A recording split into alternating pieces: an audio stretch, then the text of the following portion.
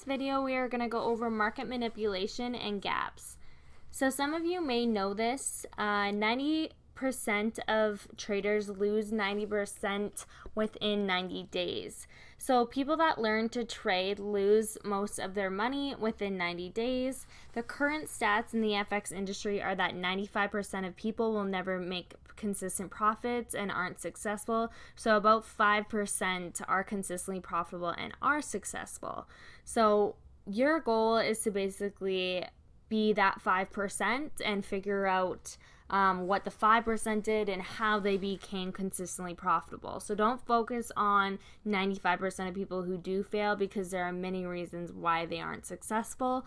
The biggest reason is just because most people quit within 90 days because they find it too hard, or they don't practice on a demo account, or they don't read the material that they're supposed to, and they just think about money the whole entire time and they end up losing all their money, so they quit. Just like anything in life, honestly. So the goal is to figure out what the successful traders are doing, because eventually you will have the same results as them, if not better. So this is why it takes time, patience, and discipline to become successful in the Forex market. So take time to learn the material and then create a strategy out of it to develop consistent success. So even though we are retail traders, our goal is to follow the market makers and think like them. So the hedge funds, banks, all of that kind of stuff. So this is a manipulation range. So as we're talking about in the course, we have a massive impulse down, and then we have a correction, and sometimes we have price exhaust, which kind of looks like a range, like it just moves sideways.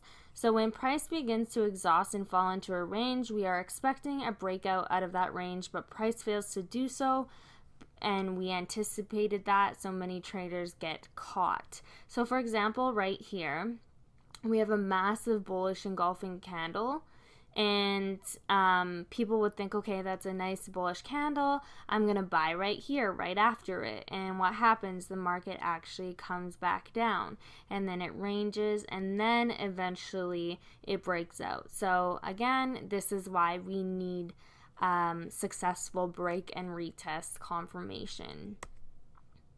So manipulation with stop loss orders. So the market makers push the price up to the resistance level because they know there are stop loss orders placed above. This is called manipulation stop hunt. So if you're always wondering why your stop losses are getting hit, is because the market makers know where you put your orders, your buy orders, your sell orders, your stop loss. They know all of that stuff. So if you're putting your stop loss 10 to 15 pips above that key level, above the resistance level, below the support level, anything close, it's going to get stopped out 100%. So you need to give the market room to breathe, and for that specific purpose of manipulation stop hunts, like you can't have it close to that key level, because 100% it will get stopped out. So I always tell people to put their stop loss, like, it depends obviously, but I usually put my stop loss 30 to 40 pips above or below, kind of where you put your stop loss where you're kind of wrong about the direction, okay? So you're not following the trend, and then you're like, okay, actually I'm not following the trend, like I'm in the wrong. So never set it so it's too close. So again, the trick is to be able to see the bigger picture and put your stop loss on the safer side. So do not set your stop loss too close.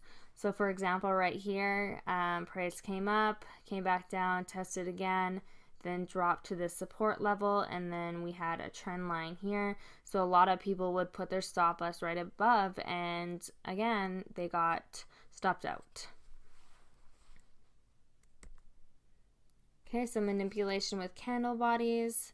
So I talked about that in the range. So in this situation, price continued down. Then we had buyers come in for a short period of time. So this big bull candle. Since we had a massive bull candle, most traders would place a buy after it, thinking it would actually go up. So then the market makers trap the retail traders for them to think that price is going to keep heading up. but then it actually reverses and continues in a downtrend. This is a perfect example of following the trend and looking at higher time frames and breaking it down.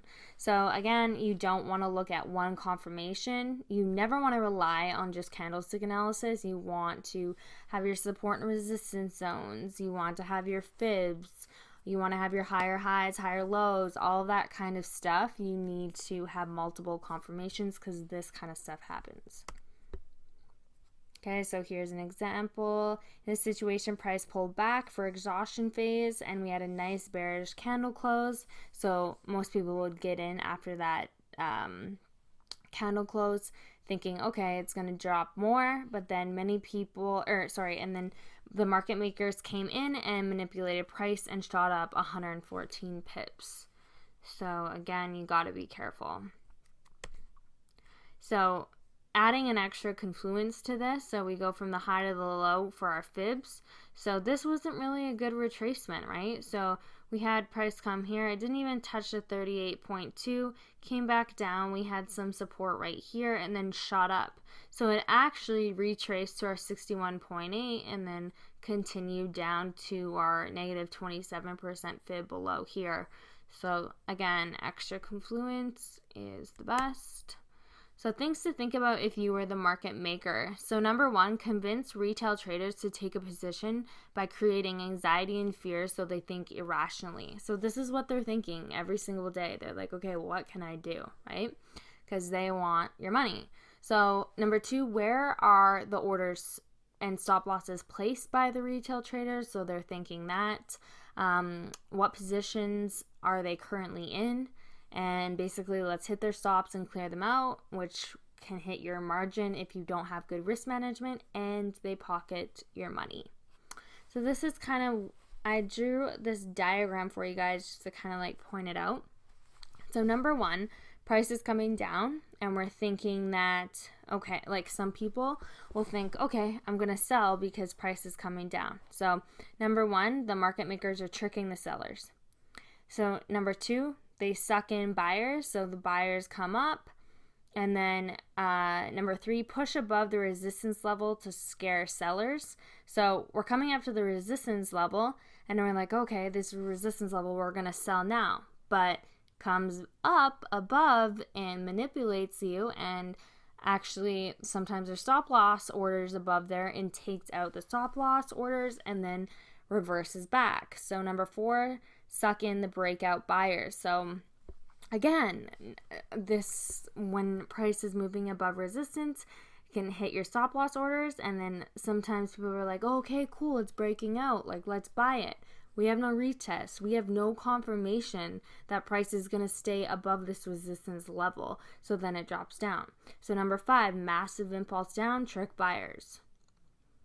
So then number six, kill buyers, because a lot of people would start buying after a bullish candle without a freaking confirmation, right? So number seven, suck in sellers. So price breaks support. Everyone's like, okay, like let's sell. No retest, no confirmation, nothing. They just sell. And then number eight, push more to scare buyers. So they actually push the price down below because they're thinking, okay, like we're coming to a support zone. People will think, hey, let's buy. And so they trick you, but then it actually ends up going above the support level because there was no retest. So number nine, suck in breakout sellers. So again, people think it's breaking out, but it actually ends up going back into structure. So number 10, impulse up, trick sellers, and then 11, repeat the cycle. So this is a never-ending thing. So marking up structure, we have our lows and we have our highs in the market. Always mark this up on the daily time frame, higher time frames first, and then break it down to find your entries. So stop loss below rising structure. So this is where most people would put their stop losses just in case. Okay, so let's say you bought at this low right here. So we have been in an uptrend for quite a while, especially because this is on the daily, but this is just an example. So we've been in an uptrend for a while, and then we buy on this low. So buyer comes in too late after a huge uptrend. So that's why we want to make sure we catch the trend at a good point. So buyer comes in, we see resistance level right here. That's a high. So buyer comes in, this is another high. But the buyer probably thinks that the market is going to keep going up. And then actually what happens is we kind of make a double top formation. So that's an extra confluence. We have a resistance level there, and price makes a massive impulse down because we're not trending upwards forever.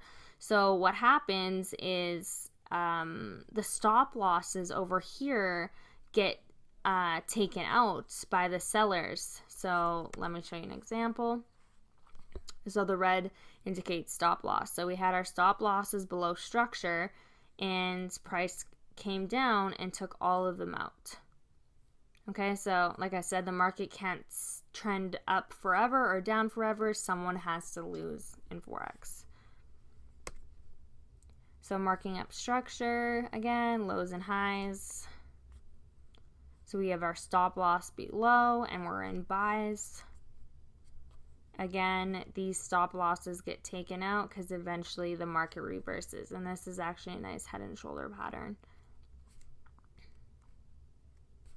So this is actually recent.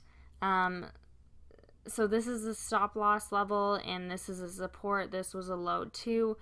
So both of them got taken out, and then it actually tricks you. So it breaks below, retest, but still doesn't have enough sellers to bring the price down, and then this actually happened during Brexit news because they were talking about figuring out a deal, so it actually spiked up a lot. So that's why we need to be careful. So gaps in the market. So the FX market is open 24/5, so we rarely see gaps form during market open time unless a powerful price movement happens because of a strong news release. Otherwise, we don't see a gap. So however, gaps are also very common in the Forex market to form when the market is closed during the weekend. So most people think that Forex is closed during the weekend, but that's not true. It's only closed to us, but it is always open for the central banks and the related organizations. So currency transactions are always done electronically and cannot be stopped even for 1 second. So when the market is open and buying and selling are ongoing, then the price also goes up and down because the price changes based on supply and demand, and when there is supply and demand, the price changes also. So that is why when the market opens to retail traders on Sunday afternoon, the price has a visible difference to the level it was closed on Friday afternoon. So if the price opens higher than the Friday afternoon price, we will have a gap up. If it opens lower than Friday afternoon price, you'll see a gap down. So here are the examples of gaps. So most of the time they do fill right away, but in this case, it didn't fill for, quite a while. So you have to be careful. So in this case, on USD CAD on the hourly, price came up and we closed up here, and then something happened over the weekend, and so we had this massive gap. So before we actually filled this gap, price dropped 35 pips, tried to fill it again, and then price dropped another 35 pips before actually filling that gap. So again, we just have to be careful. Okay, so same situation as here. Price filled this gap, or price came down, dropped 95 pips, and then came back up, dropped another 45 pips, and then eventually filled the gap. So why this happens is like there's a void in the market, and price wants to fill this void. So why it's not a good idea to fill the gaps is because there's low liquidity at that time. So it's kind of taking a risk. So it's up to you. Like, you can wait until the gap fills and then you can look for an entry. It all depends. So if you guys have any questions about this, just let me know.